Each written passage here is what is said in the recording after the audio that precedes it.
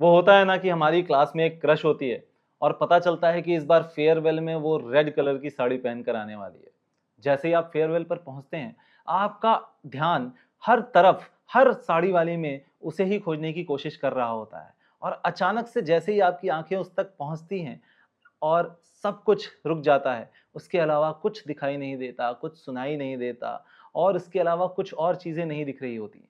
ये जो फ़ोकस है उस चीज़ को खोजने का, इसे सेलेक्टिव अटेंशन कहते हैं और जब फ़ोकस वहीं रुक जाता है, उसे सस्टेन्ड अटेंशन कहते हैं।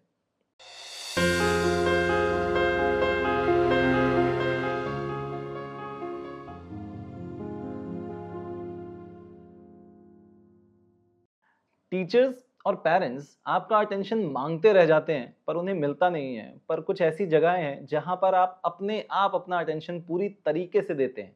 कबीर ने तो कहा भी है ना कि पोथी पढ़ पढ़ जग मुआ भया न पंडित कोय, ढाई आखर प्रेम का पढ़े सो पंडित होए। So the process through which certain stimuli are selected from a group of others is known as attention. यहाँ ये भी जानना जरूरी है कि अटेंशन की अपनी प्रॉपर्टीज होती हैं, जैसे अलर्टनेस, कॉन्सेंट्रेशन। सो कुछ प्रॉपर्टीज समझते हैं। पहला, अलर्टनेस। आपके स्कूल के स्पोर्ट्स डे पे जब आपका पीटीआई विसल लेके खड़ा है और जो रेस में दौड़ने वाले लोग हैं इनका पूरा अलर्टनेस उसकी विसल की तरफ है, इसे अलर्टनेस कहते हैं।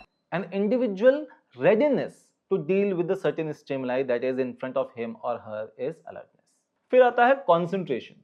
कॉन्सेंट्रेशन का मतलब जब आप किसी चीज पर बहुत ध्यान से देख रहे होते हैं या सुनने की कोशिश कर रहे होते हैं और उस वक्त पे सिर्फ वही स्टिमुलाई आप तक पहुंच रहा है, बाकी सारे आउट ऑफ फोकस हो जाते हैं, इस प्रोसेस को कॉन्सेंट्रेशन कहते हैं।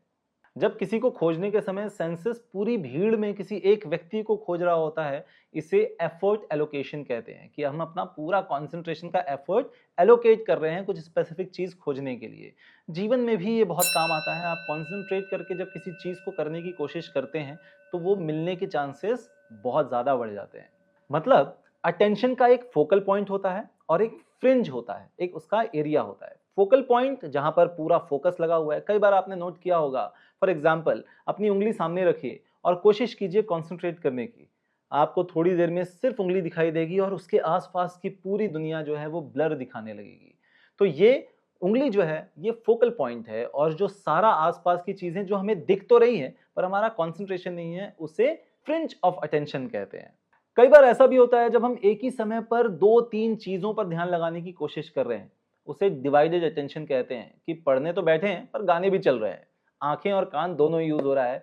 इंसानी दिमाग एक समय में एक ही चीज पर कंसंट्रेट कर पाता है, दो चीजों पर नहीं कर पाता। इसलिए मल्टीटास्किंग इज अ मिथ, ऐसा होता नहीं है। बहुत कम लोग ऐसे हैं जो मल्टीपल चीजों पर एक समय में कंसंट्रेट कर पाते हैं। बट अगर आपसे नहीं हो रहा है, कोशिश कीजिए जब पढ़ने बैठे हैं तो सिर्फ पढ़िए, जब गाने सुनने हैं तो सिर्फ गाने सुनिए। 1 घंटे में ये दोनों हो जाएंगे। दोनों को बराबर टाइम देने पर इस दोनों चीजों को आप बराबर एंजॉय कर पाएंगे। तो चलिए कुछ क्लासिफिकेशन समझते हैं अटेंशन की। कुछ प्रोसेसेस हैं जैसे selective attention and sustained attention. ये क्या होता है? हमारे आसपास बहुत सारी चीजें हो रही होती हैं बट उसमें से हम कुछ ही चीजों पर ध्यान दे पाते हैं, उसे सेलेक्टिव अटेंशन कहते हैं, जिसमें आप सेलेक्ट करते हैं कि मुझे अपना अटेंशन इस वक्त इस जगह पर देना है। हमारे परसेप्चुअल सिस्टम की एक लिमिटेड कैपेसिटी होती है, मतलब हम कुछ समय पर कुछ ही चीजों पर फोकस कर सकते हैं। सवाल यह है कि कौन से स्टिमुलस को सेंसरी ऑर्गन्स इस वक्त पे ज्यादा प्राथमिकता देगी। साइकोलॉजिस्ट ने इसके लिए बहुत सारे फैक्टर्स खोज रखे हैं कि हमारा सिलेक्टिव अटेंशन हम किन फैक्टर्स पर देते हैं। चलिए फैक्टर्स अफेक्टिंग सेलेक्टिव अटेंशन को समझते हैं। सेलेक्टिव अटेंशन पे बहुत सारे फैक्टर्स इंफ्लुएंस करते हैं। ये जनरली स्टिमुलस पर और इंडिविजुअल पर डिपेंड करता है। They are classified as external and internal factors.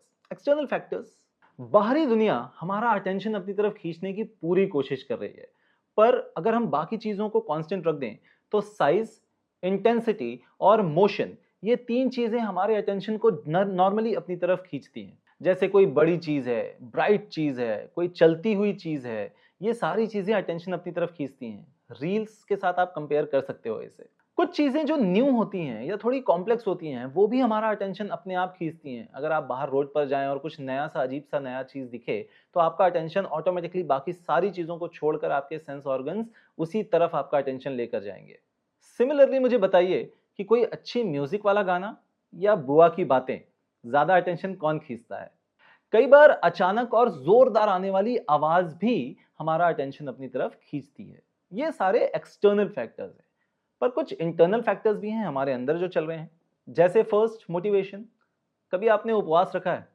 जब आपको उपवास के समय कोई स्मेल आती है, तो अचानक से आपका पूरा ध्यान जो है वो उस खाने की स्मेल की तरफ चला जाता है कि यार बहुत तेज भूख लग रही है, पेट तक वो स्मेल चली गई है। ये मोटिवेशन की वजह से हो रहा है। क्यों? क्योंकि भूख लगी हुई है बहुत तेज, तो हर स्मेल जो है खाने की वो अपने आप तक पहुंच रही है और आपका अटेंशन खींच रही है। और जब बहुत तेज भूख लगी हो तो दाल चावल या खिचड़ी भी बड़ी टेस्टी लगती है।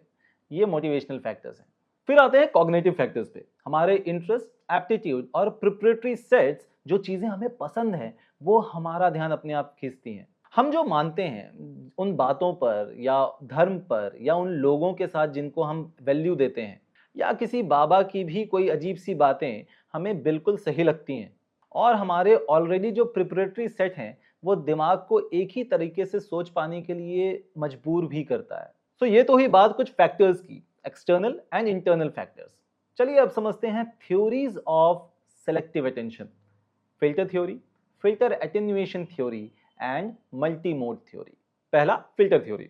मान लेते हैं आप रेलवे स्टेशन पर हैं और आपके सारे सेंस ऑर्गन्स बिल्कुल बकायदा काम कर रहे हैं। आपको वाराणसी जाना है, चाय वाला चाय चाय चिल्ला रहा है, आपका दोस्त कल के मैच के बारे में बात कर रहा है, बाजू वाले अंकल लगावे तू लिपस्टिक सुन रहे हैं, और ये सारी चीजें एक साथ चल रही हैं। पर उसी समय ट्रेन की अनाउंसमेंट होती है, वाराणसी जाने वाली ट्रेन प्लेटफॉर्म नंबर 3 पर आएगी।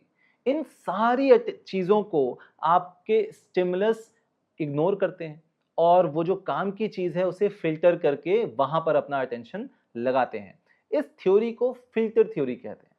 फिर आता है सेकंड, फिल्टर एटेन्युएशन थ्योरी। तो रेलवे स्टेशन पर चाय की आवाज हो रही है, बच्चे रो रहे हैं, बहुत सारी चीजें दिख रही हैं, हम शायद चाय पी रहे हैं, ये सारे अलग अलग चीजें एक सेम समय पर हो रही है। अनाउंसमेंट की आवाज आती है कि वाराणसी जाने वाली ट्रेन प्लेटफॉर्म नंबर 3 पर आएगी, पर उसी समय दूर से कोई आपका नाम चिल्लाकर पुकारता है। क्या होगा? आपका ध्यान, आपका अटेंशन वाराणसी की तरफ रहेगा या आपकी नाम की तरफ ऑटोमेटिकली खिंचा जाएगा?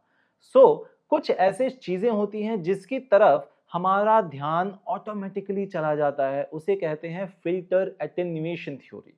1962 में ट्रिजमन ने ये थ्योरी दी, फिल्टर एटेन्युएशन थ्योरी। 1956 में ब्रॉडबेंट नाम का व्यक्ति हुआ जिसने फिल्टर थ्योरी दी, और इसके बाद 1979 में जॉनसन एंड हाइंस ने मल्टी मोड थ्योरी दी। मल्टी मोड थ्योरी में यह माना जाता है कि हमारा अटेंशन फिक्स नहीं है। कभी हम अर्ली फिल्टर कर लेते हैं जैसे फिल्टर थ्योरी में, कभी हम लेट फिल्टर करते हैं जैसे फिल्टर एटेन्युएशन थ्योरी में। यह इस बात पर डिपेंड करता है कि आपके सामने टास्क क्या है और आपकी मेंटल एनर्जी इस वक्त पे कैसी है। इसे सेम एग्जांपल से समझते हैं। स्टेशन पर बहुत कुछ चल रहा है, चाय वाला चाय चाय चिल्ला रहा है, दोस्त कल के मैच के बारे में बता रहा है, लाउड स्पीकर पर एड्स बज रहे हैं। ब्रॉडबैंड के हिसाब से अगर हम ट्रेन पकड़ने को लेकर बहुत स्ट्रेस्ड हैं तो हमारा पूरा ध्यान अटेंशन की तरफ होगा। ट्रेजमैन के हिसाब से अगर हम रिलैक्स्ड हैं तो हम चाय पीते पीते अपने दोस्त की बात भी सुन लेंगे, अनाउंसमेंट पर भी ध्यान चला जाएगा, और अगर किसी ने हमारे आवाज दिया तो हमारा ध्यान उधर भी बराबर चला जाएगा। फिल्टर थ्योरी अर्ली सिलेक्शन पर काम करता है, ट्रेजमैन की filter attenuation theory late selection पर काम करती है। पर कई बार हमारा दिमाग अर्ली सिलेक्शन और लेट सिलेक्शन के बीच में क्विकली स्विच कर लेता है। इस थ्योरी को मल्टी मोड थ्योरी कहते हैं। लेट सिलेक्शन में मेंटल एफर्ट ज्यादा लगता है, जैसे हाई ब्राइटनेस पे मोबाइल जल्दी डिस्चार्ज हो जाता है, राइट? ये तो ही बात सेलेक्टिव अटेंशन की। तो इस वीडियो में हमने attentional processes, factors affecting them, selective attention के बारे में समझा। अगले एपिसोड में हम सस्टेन्ड अटेंशन, कि हमारा दिमाग अटेंशन को एक लंबे समय तक सस्टेन कैसे कर पाता है, इन सारी चीजों पे हम अगले वीडियो में बात करेंगे। तो अगर आप मिस नहीं करना चाहते तो hit on that subscribe button and press on that bell notification. Till then, happy learning and let's fall in love with psychology.